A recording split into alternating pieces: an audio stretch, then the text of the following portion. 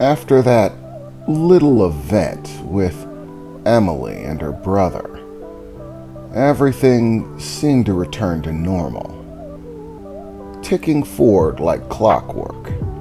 With all of the preliminary work done on Titan's design, putting her together, constructing everything properly. With only about a week left until the race began, we started running tests. Danny had his guys go out and start maneuvering things in the surrounding environment. With assistance from Al and his hauler, they eventually set up, well, what amounted to a test track, using the city streets themselves and moving cars around. We set up a long-running series of road with specific obstacles designed to test my abilities, as well as give me opportunities to test the weaponry and all of the equipment that we'd be using during the race. Not only myself, but Al and Emily, Danny, the remote tracking and monitoring systems that let them oversee Titan's functionality, my place in the race, even positioning systems for learning how to keep track of enemy cars, give me heads up on things. And once again, with the assistance of Al's hauler, every day that went by, the track changed a little. Cars would be moved from one place to another.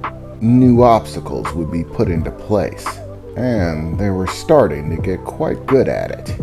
But it had come down to the last day before we had to head out for the Black Label races. All of the weaponry and equipment that Titan was running had been thoroughly tested.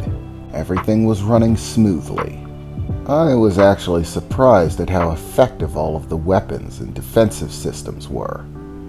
The blades that Titan was equipped with cut through steel like butter. Even the handheld versions that I used were exceptionally effective. While a typical chainsaw, even one made to cut through steel, might do it a little slowly, the design of the chainsaws that myself and Titan were equipped with were especially made to do it in a great amount of haste and ease.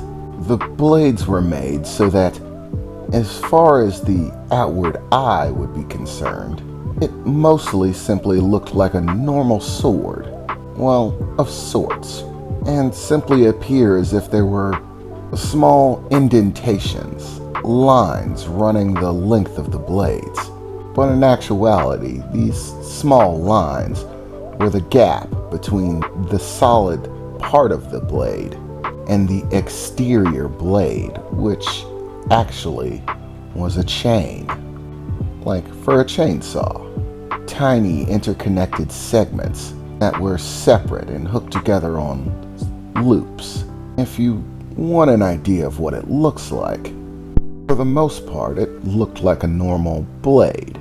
The handheld ones were about 3.5 foot long, maybe 4. The exterior blade section looked like a razor-edged blade, but in actuality, if you looked closely enough, you could see tiny, almost imperceptible separations because they were tiny little links. Separate blades, all interconnecting on a loop running the outside of the blade. Once the battery was activated with a trigger on the grip, the blades would begin to spin rapidly. And when I say rapidly, I do mean it. The RPMs on these things was insane. But the massive speed was necessary in order for effective slashing and cutting through heavy metals, and to be able to do so quickly. The speed at which they rotated put off a very interesting sound. like a whine, like the blades themselves were crying out, waiting for the next thing to cut through. But I suppose that's beside the point right now.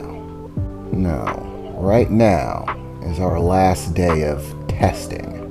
All of the other weapon systems have been thoroughly checked, even the defensive systems, the barrier that protects me, which was a very concerning process, I assure you. It basically involved, well, people shooting at me. A lot. At first, we maintained a position stance. I would just sit in one place and they would fire at me, starting with small arms and simply moving up until we found something that the shield didn't work so effectively against. As expected, it was only the largest of arms fire that got through. Energy weapons were a bit more effective at breaching the defensive barrier, so it was a good idea to try to avoid those a little bit more. Regardless, today we're doing the last run of test, the rocket sword. Danny's out-of-this-world design to turn the majority of the motorcycle into a single, massively destructive weapon. But it wasn't complete until all of the tests were done, and we knew it would work effectively.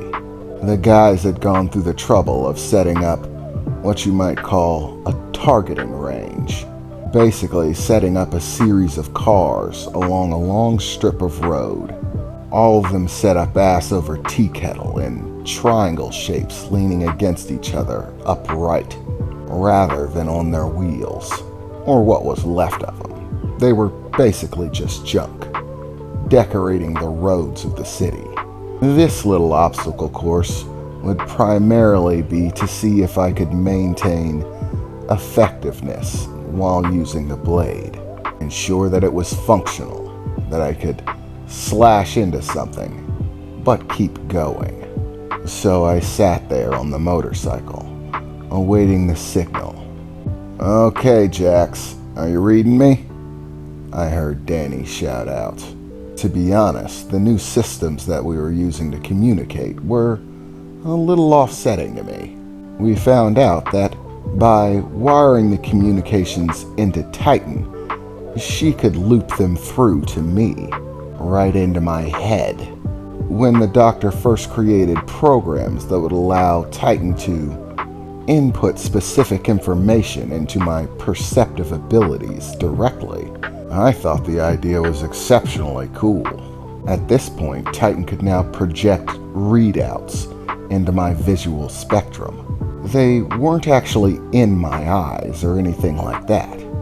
No, it was simply my brain being what you might call tampered with a bit, having the information for Titan's different readouts and functions, or engine capacity, heat levels, even my own physical state, input as electrical impulses, and mixed in with the electrical impulses that come from my eyes. My brain interprets it as something that I'm seeing, but it's not actually there. To me, it simply appears as if there are floating bars and readouts, like I'm wearing my helmet and there are special readouts on the inside of it, but I'm not actually wearing anything. I simply see all of these gauges and measurements, and at first that was pretty cool, but now they were starting to use it to facilitate communications directly into my head. It was new, and quite frankly, I still found it a bit unsettling, but I was trying to get used to it. "Okay," Danny said. "The test track is all set up. All the cars have been placed. Your run is going to be about a quarter of a mile. We've got about a dozen of these slash targets set up. Your objective is simple. Activate the rocket sword, and then slash through the targets as many as you can, causing as much damage as you can. This'll be the final test on whether or not the, what you might call, ultimate weapon is really functional or not. I hope you're ready, because this is gonna be a wild ride.